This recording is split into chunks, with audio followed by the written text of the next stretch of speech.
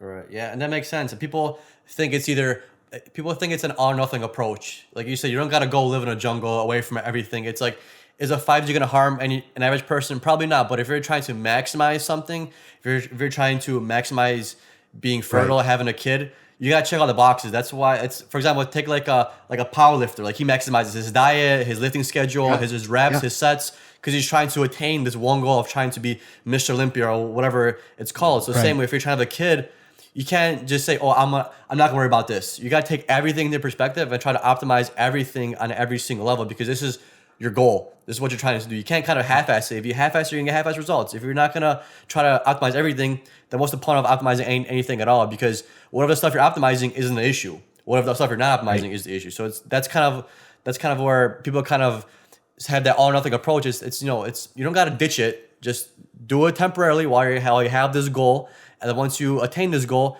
you go back to being whatever you're doing before.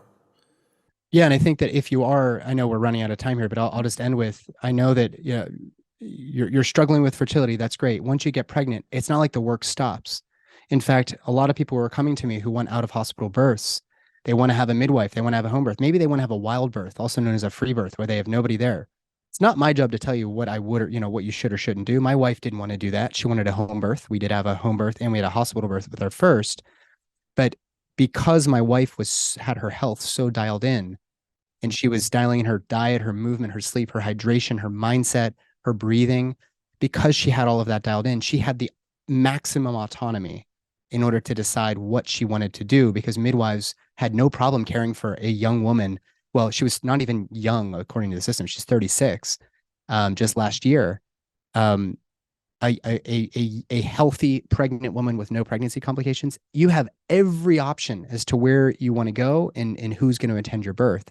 So I'll just finish by saying we can't overemphasize the importance of getting local food, nourishing food, sleeping well, and optimizing every facet of your lifestyle that your resources and time allow, because if you want to have the most autonomous birth and you want to conceive naturally, and if you want to have your wheels on whenever you become a parent. This is one area that we have not really focused on, which is that your health is going to naturally take a hit when you become a parent. You're not going to be sleeping as much. You maybe don't have as much free time to do those things that nourished you. So let's dial it in now, and let's have the most autonomous birth and the easiest transition to parenthood possible.